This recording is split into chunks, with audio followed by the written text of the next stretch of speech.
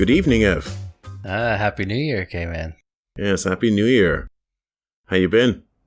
Pretty good. Mhm. Still basically on holiday myself, so yeah, cruising.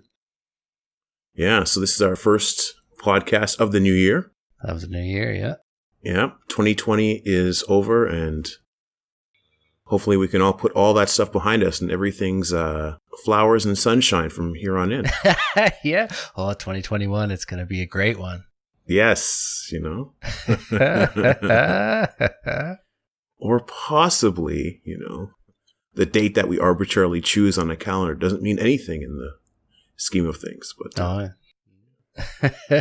but relatively speaking, it draws a line somewhere in time. I go by the Chinese New Year anyway.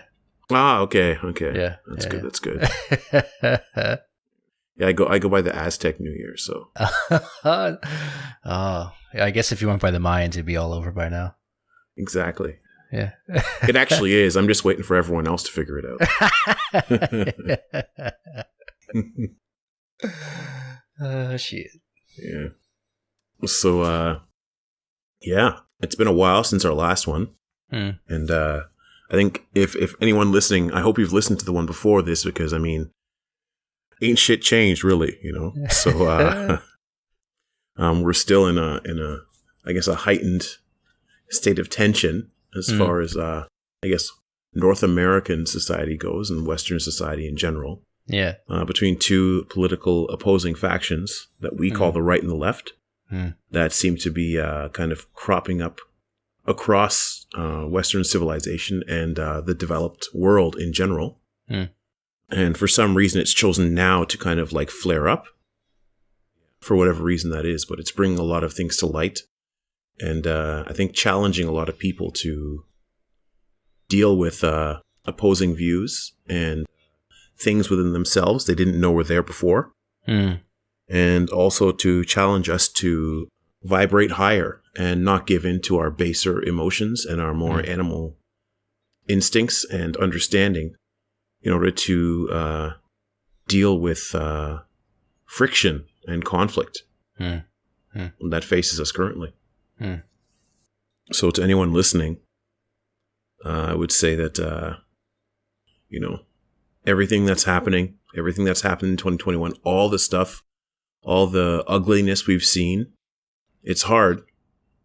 No one's saying anything is easy when it comes to the everyday experience of human life as it currently is, especially when dealing with the man-made world, or the world of us dealing with each other as social creatures that need to live in large numbers and then somehow be organized and civil at the same time. Yeah. That's the challenge we face. And I would say that, basically we have two choices, and that is to move forward and try to remain civil and use discourse and debate and sometimes argument to move the idea of what society should be forward, and understand that though we may be on opposing sides, we all have the goal of a more peaceful and harmonious society across the world. That should be the underlying goal. If that is not the goal on the table, then don't come to the table, because then all that's left to us then is to go in the other direction, and that's always moving towards violence and domination. And I don't know, and I don't speak for everybody, but it seems like there are those who kind of have that agenda of moving forward in harmony and wanting that to be the case for everybody. And then there are those who say that's a pipe dream, and violence and domination are the only way forward, because that's what's real and that's what's necessary. Basically, this is where the line is being drawn in the sand. And it's very hard, because if someone is willing to be violent and aggressive, it's very hard for someone who wants harmony to deal with that without also becoming violent and aggressive in order to handle it. And that seems to be the conundrum that we're all in, on both sides, actually. So with that being said, what's the answer? What can we do about it? I'd propose that this has been the question that humanity's been struggling with since it decided to live in something larger than small hunter-gathering groups. And we've seen civilizations rise and fall. We've seen, tribal groups rise and fall. We've seen all different types of attempts at living in larger groups, whether it's through communism or through an imperialism or through, warlords or despots and even democracy. All of it seems to have been tried and then sometimes worked out, sometimes not. And so we live in a world now where there's different takes on how society should be run, trying to coexist in the world all at once. And as far as Western civilization works, and the descendants of the Greco-Roman world work, you could say, which is democracy. And then within democracy, you have different takes on capitalism or socialism. But at the end of the day, it's what is the common goal? Is there a common goal? Yeah. Is the goal harmony? And then within that harmony, how does that work out if it's not fair for everybody? So what everyone really wants is kind of fair harmony for all. And it sounds great. And I think people that are even on the side of like, say, that's a nice pipe dream, but actually we got to go out and take or win or dominate or use violence in order to get peace and harmony. Even those people would agree that if they could do it without that, it'd be awesome. It'd be awesome if we could do it without that. And then that splits off into another group that says, well, they would have wanted to do violence anyways. So even if it could be done peacefully, they'd rather do it violently because that's just what they're, for whatever reason, that's what gets their rocks off. People like to see chaos and anarchy and violence. And some people are just on that level of expression in their life for whatever reason. So those people aside, because they have a whole other set of issues to work through and deal with in order to come to a place where, they don't need violence and chaos and anarchy to satisfy or balance out or soothe whatever inner turmoil they're dealing with. To people that say, if there was a peaceful way to have that common goal come about, they would take it. I speak to those people. And I would say that you cannot have a society that is greater than or more progressive than the average person in that society. And so if you're looking for answers, look to yourself first and foremost. You must be brutally honest. You must be brutally open. And look at yourself and ask yourself, where do you lie in this spectrum? And then having done so, what is it you can do as a unit, you could say, in this society, so that your level of consciousness is in a place where if you did live in a utopian society, you wouldn't be the one to mess it up. So suppose you were, we could take you and we could put you on a planet where there's a utopian society and everything is just run like it is in our greatest visions of the future. Would you, as you are now, be able to live within such a society and not be a poison to it or a disruption to it or add to any kind of disharmony in such a society? You as an individual, if you were dropped into that perfect society where everything was fair, people were able to get food, shelter, everything. But that would mean that there's not people that are too rich, which means that there's not people that are too poor. We all lived in this utopian thing where it's okay to kind of have the base needs in life. And if you want to do more with your education or positions of influence, those are open to you despite where you start from. But it would be based completely on merit, right? And it wouldn't be based on anything underhanded. Everything would have to be done out in the open. And then if you weren't able to do those things or you didn't have those attributes, then you were able to accept that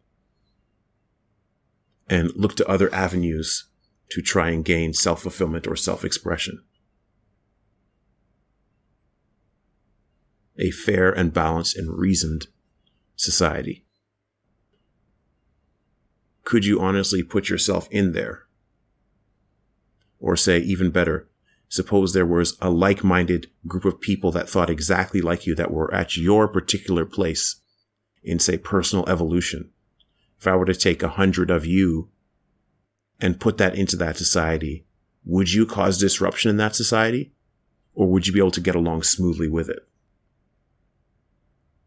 24/7, with no policing, no one looking over your shoulder, and no rules and laws to enforce to make sure you would do so. Be truly honest when you ask yourself that question. Imagine your utopia. And it must be a fair one. We're not talking about utopia where, whatever particular religion or group you live in is the dominant one, and then everyone else is doing what you say. I mean a true and fair world where we all got along in harmony. And we could all accept each other's differences, and we did not have to resort to violence. Where we respected the rights of the individual as long as they were doing no harm. If we took 100 of yourselves and we put them into such a society, would you be able to do so seamlessly? Or would there be a few places when you look at yourself that you say, you might not fit in completely? And if you're honest with yourself, there probably are. And so that being the case, understand that that's what you need to work on in order to bring about the society that you want. Because the society is just the sum total of the people in it. So when we look at the conflict happening between the two sides right now, that utopia would also require that you don't escalate. If you see one supposed side doing something wrong, you don't escalate it with another wrong. You stick to the principles and morals of that utopia, even in the face of escalations of aggression. Stick to the rule of law set forth by that society. And most importantly of all is to have the emotional and mental balance,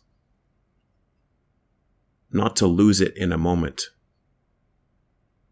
or in a series of moments that would devolve such a utopia into chaos again. Are you personally developed enough where you can take a deep breath and look at things with a calm rationality, with forgiveness and a willingness to move forward without some kind of revenge or retribution, but true progressiveness towards a better future for all beings in your society?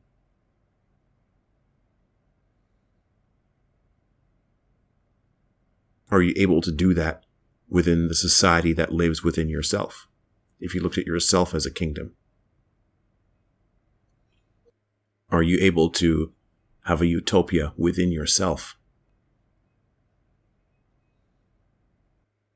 Are you able to do those same things and exhibit those same qualities within your inner self? And if you can't, then you cannot demand it of others and society at large. Hmm.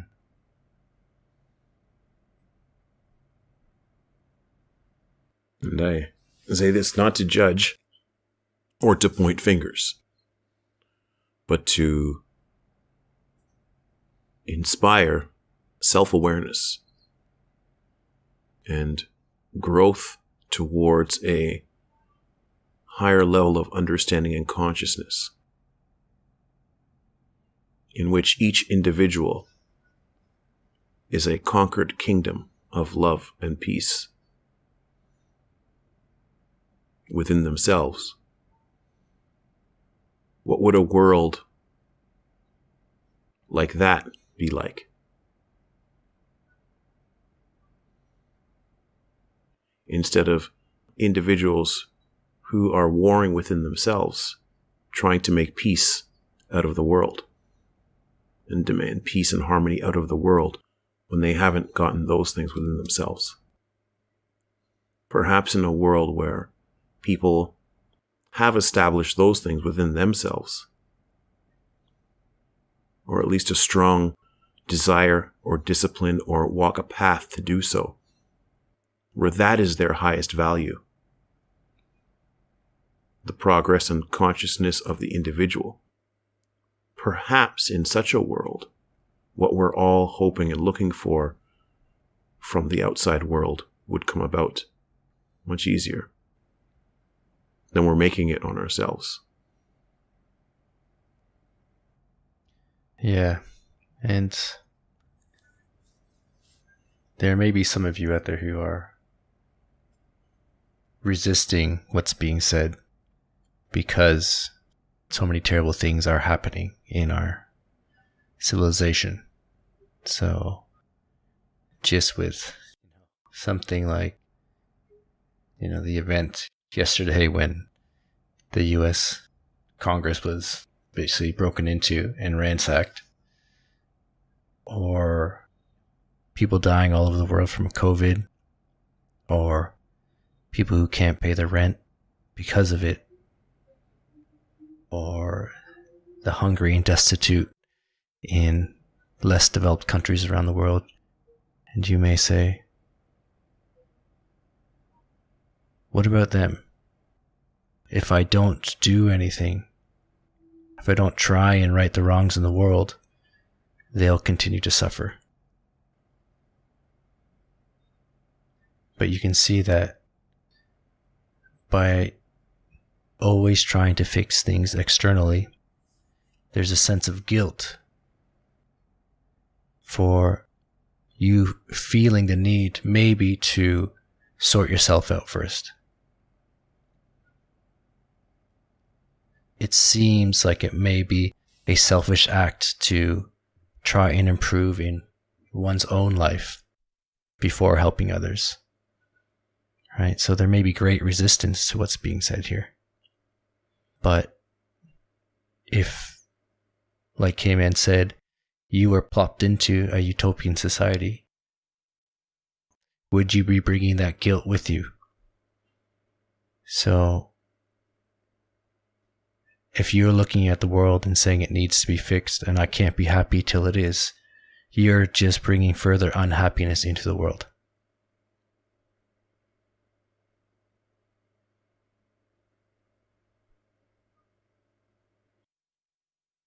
Can you settle the storm within? Can you remain still till the mud settles? Yeah? And let that light and love shine out naturally as you are. And if you still have problems turning inward and finding that, use the tensions and conflicts externally and internally to remind you to come back and look and see that still space within you that allows it all to happen. Because we all do want a better society. And we all go about it in a different way. And we try and move the pieces around. And everyone's trying to move the pieces around to make a better society. But of course, we're trying to do it on the outside. And look at the shitstorm that's resulted from that. It's so easy to blame others. And it's hard to look inside and find what needs to be changed. And to put the effort into resolving the inner conflicts and the noise and the doubt and the fear. But you spend one day doing it, looking inside, taking some time to sit, and you'll see a slight change. You spend another day doing it, and again, just a minuscule change. But the more time you spend looking inwards, finding stillness, and living from that heart space, the more that torrent of madness inside starts to subside, and the more the light shines out. And it's not something that you can tell anyone about, really. You have to find it for yourself. And all the great spiritual traditions are a testament to the many ways that it can be found.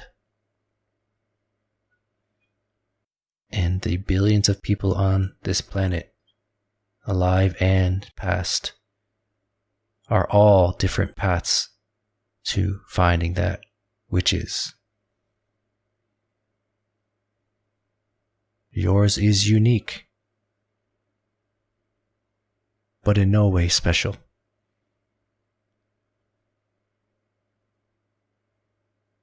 Everyone can do it.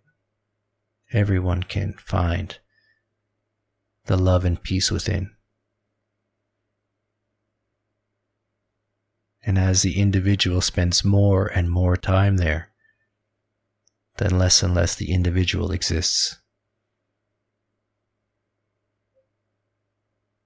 So, trying to create a utopia, as Eckhart Tolle says, is based in a future projection, a concept that doesn't exist. We need to stop trying to create perfect societies. We just need to look inward and find that perfection that lies there and live from it and embody it and realize that every other person and being in this universe is that.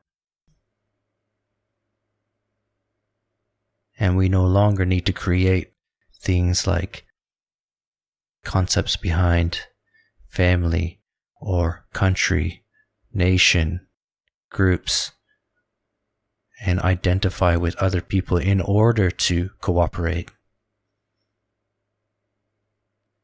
Our inherent oneness is there and just needs to be recognized.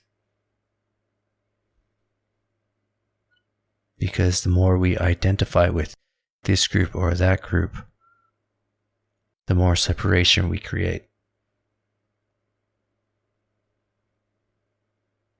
Break down the illusion of separation. Come back, find your oneness, and see that you are all. Yeah. So, taking all the recent protesting and violence and all that stuff that has happened, whatever side of this relative political argument that you may find yourself gravitating towards, think of the group of protesters on the other side that are either doing violence or breaking things or smashing or looting or whatever it is, something besides peaceful protest and the expression of the ideas. Anything outside of that. Imagine now there's a group of these, let's say, bad people doing bad things. And now imagine a week before they're all gathered there and they're about to do something bad. Just a week before that, what if you just took one of them out of this crowd or this mob and said, and they decided, just one of them just decided to say, I'm going to spend some time every day calming my mind and looking into the emotional problems that I have in life and probably what led to them, and find a constructive way to deal with them so that they're expressed but in a way that is constructive towards my life and the lives of others. And that way, in some sense, they're kind of dealt with, and it won't be perfect, but I'm going to work at it because I don't want to feel bad inside myself, but I don't want the answer to me feeling bad inside myself, the answer to getting rid of that or masking over it or soothing it or distracting myself from it. I don't want that to be making other people feel bad like I do.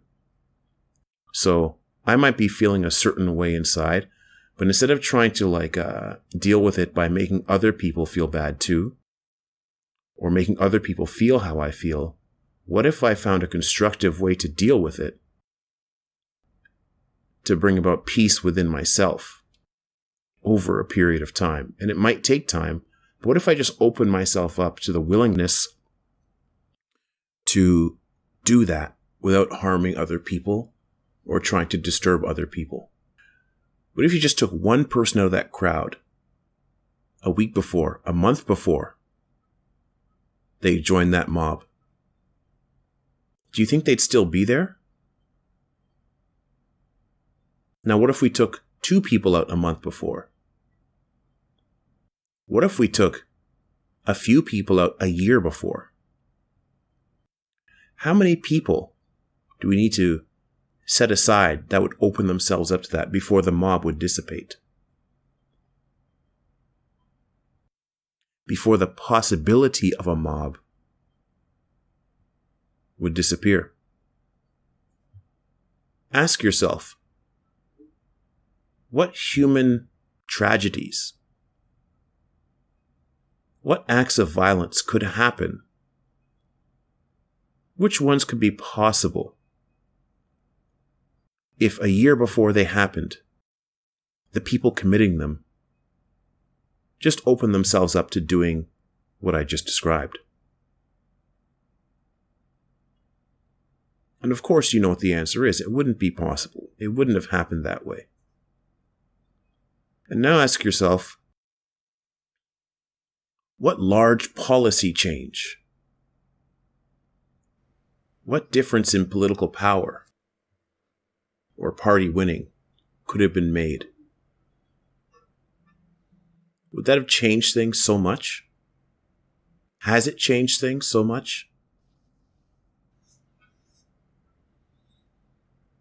Or has it just been a repeated set of offenses done by one side or the other, in the name of one side or the other, for some slight done by one side or the other? Have we been going in circles? And notice how, in our society at large, if we want to discuss the big issues and go to debates and things like that, there's lots of forum for it, and there's lots of energy for that. But if someone stands up and say, I'm going to take personal, emotional, mental, and spiritual responsibility for myself, to free myself from my own inner turmoil, and then I'm going to encourage others to do the same. And I'm not going to talk about the bigger, broader things. I'm going to deal with what I can deal with right here, right now, and encourage you to do the same. Notice the difference in reaction of energy you get from society at large. It's much different. You're actually met with more resistance to that by both sides of any issue. Why is that? Why is that? And perhaps that is the true struggle we face. Not against those two seemingly opposing sides, but between the individual struggle to look within and raise one's own consciousness, clean one's own mind, and purify one's own heart. And in a world where that is valued, as opposed to looking in the other direction and demanding it of others from a position of never having looked at yourself. A world in which we do not point fingers, but instead raise our hand. Be honest with yourself and ask yourself the question.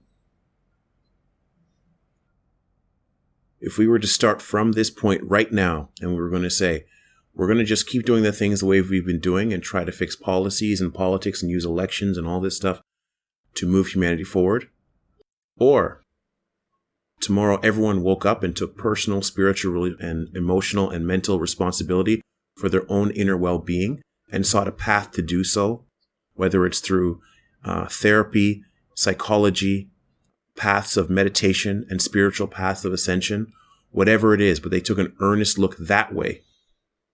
And then we support each other in that and encouraged each other to do that.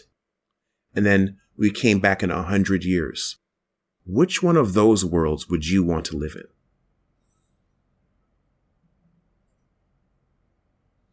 And if the answer is obvious, then you know what it is that you must do in order to bring about such a world. It's as simple as that. Not easy, but simple.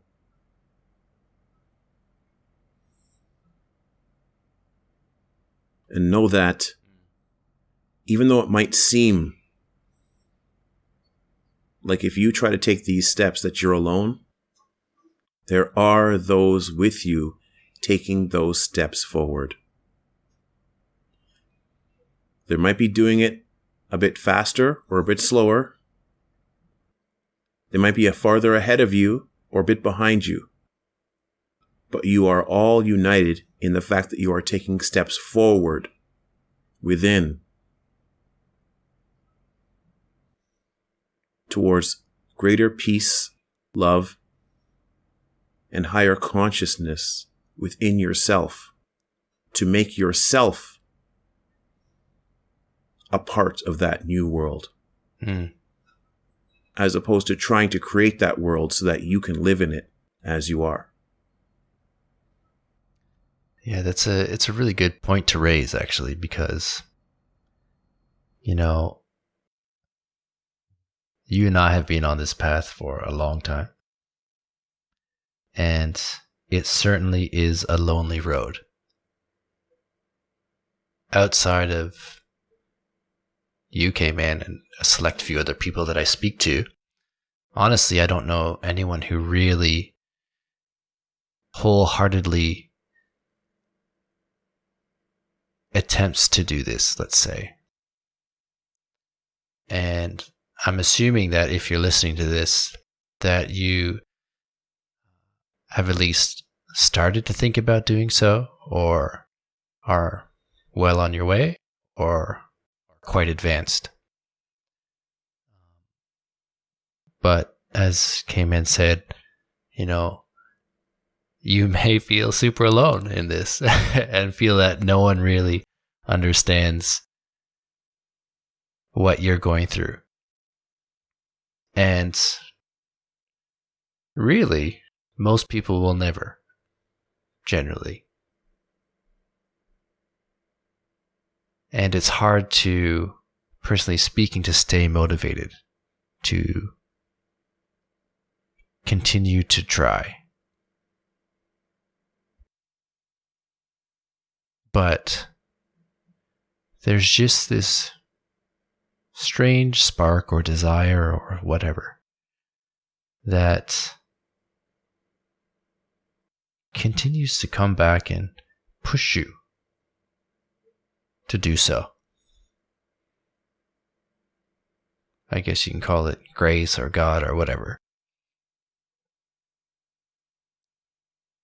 But it certainly is a lonely road.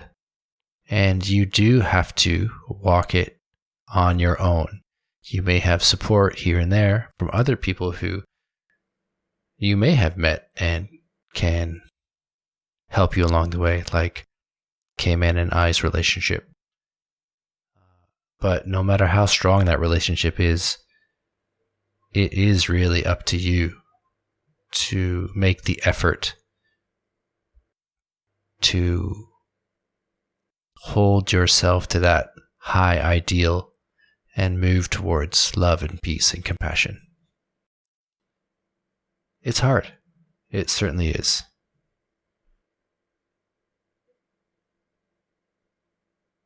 But from what I've experienced in my short middle-aged life, I guess, it's the only thing that I see that has any true efficacy to a stable, real experience of peace. Yes, that's it. Yeah. For those of you listening, I just want to address two things that Ev said earlier. One is that, I think and we've said this before, what disheartens a lot of people is that they seem to be on this path and doing this stuff, and then things aren't changing around them. Mm. And I think a lot of people have been sold on the idea that once you start to do this, stuff is just going to change around you miraculously. Like you're going to shine a light and everyone's just going to notice it, and then things will just get better for you. Yes. And maybe that will arise, but that is not what it's about, so to speak. It is bringing about a change within yourself to have that light of peace and love and forgiveness and progressiveness shining within you in spite of no matter what is happening outside of you. Yeah. That is the stable experience of peace. And you must make a space for the possibility of that to arise within you and then step into it. And Ev said earlier, you can call it, grace or God or whatever. I stand and call it God. And if that turns you off from what I'm saying, then what's happening is you're looking for excuses to close instead of reasons to open. You're looking for a word that I would say that gives you an excuse to dismiss what it is I propose, as opposed to understanding what it is I propose and then calling it whatever it is you want in order for it to inspire you. And if that does make you close, ask yourself now, what is it that wants you to close yourself off from this inner growth and dismiss what we say? Whatever that is, does it have your best interests at heart? Does it have the best interests of your heart at heart? Because at the end of the day, what we propose is that despite your surroundings, wherever you're starting from, whatever your situation is, whatever you believe, strive now for love, peace, and harmony within yourself.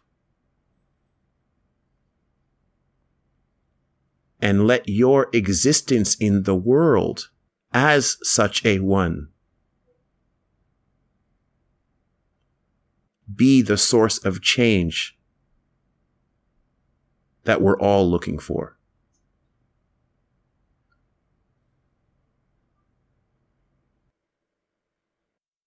Yeah, it's a really good point. You know, trying to find a form of spirituality that will fit into your idea of what it should be and how you should feel will only cut you off from that which is. In my own experience, I grew up going to church, and when I became a teenager, I started studying sciences, and I became, I guess you might say, an atheist, but probably more agnostic.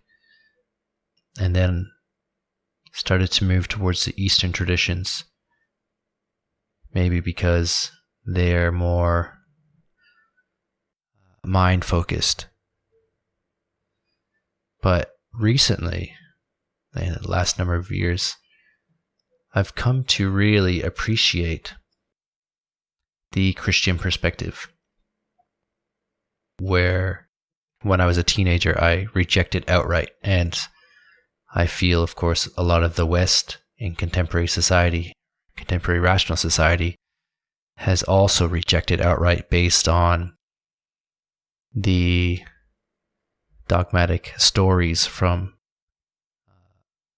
the Bible and the, I guess, seeming absurdity of some of those stories. And I guess the colonial aspect of the use of Christianity throughout the entire world.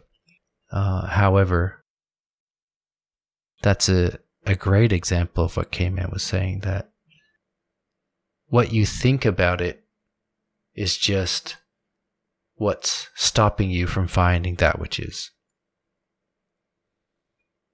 And, you know, I personally watch a lot of videos on YouTube about politics and sense making and things like this. And I think about the world in all sorts of different ways and how we might improve it. But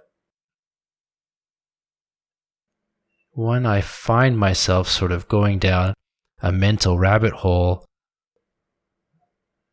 of just a mad thought stream, something happens and I'm just like, hold on, that's not true. It may be relatively true in some sort of way, but when I experience that not trueness, the peace of my true self arises, and I'm like, oh yeah, that's right. That's truth. That's what's real. Not whatever opinion or commentary my mind is going through at the moment. And I always, whenever that experience happens, release this tension from my body. It's just like an instant tension release. It could be mental tension or emotional tension or even a slight physical tension, which probably just all three happening at the same time. But it's always just like, yeah. None of that matters, actually. Because here I am. And I've always been here. I'll always be here. And nothing that happens externally or what I think about it will have any bearing on what I am. And I just need to continue to come back as often as possible. And to be honest, I'm not that great of a practitioner, I'm quite lazy when it comes to sitting down in meditation. However, I recognize the value of a practice. And just taking the time to reset and come back and see what is true right now.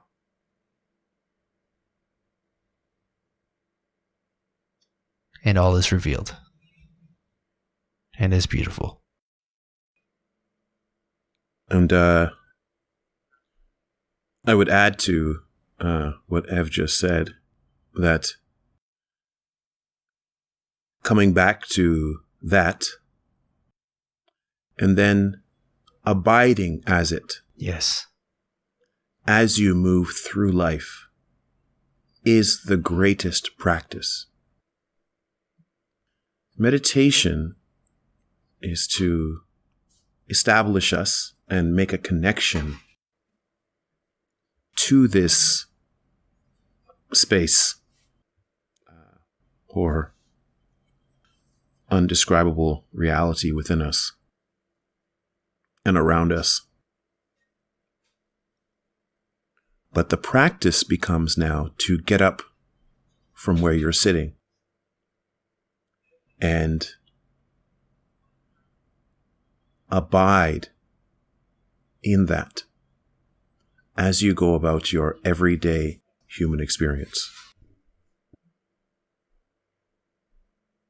That is the practice.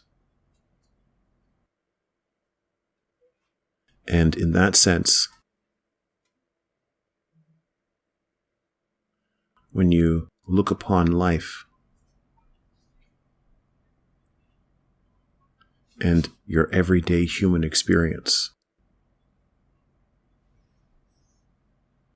it is not something to be escaped or fought against.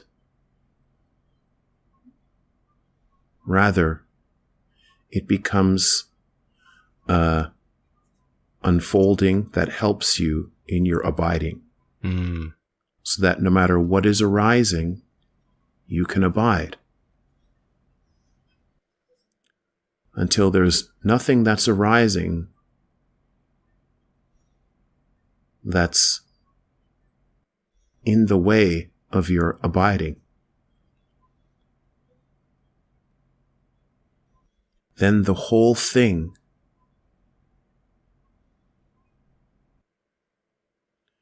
becomes an announcement, a proclamation, a beatific expression of that which you abide in and abide as, and always have been.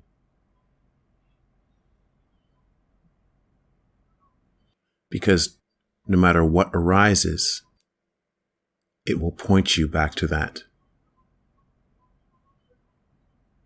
But until that happens, it helps us to just learn to abide as that in a quiet space.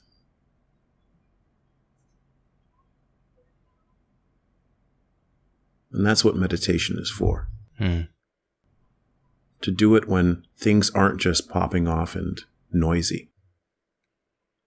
So you can kind of strengthen your ears to hear the song that's always playing in the background, the song of silence.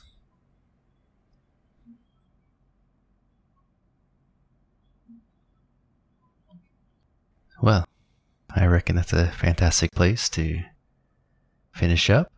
Any last thoughts before we wrap it up? If meditation is hard for some people, I would suggest putting on something that is spiritual for you to listen to, and go about cleaning your house, cooking yourself a full and healthy meal from scratch with whole ingredients, and then sitting down and just enjoying the rest of having completed tasks and having nothing left on your plate for the moment.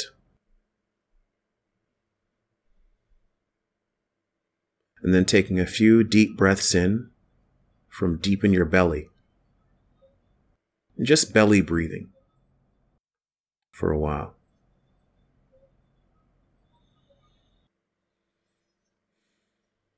Because breathing from your belly is how your body expresses all is well. And all is well.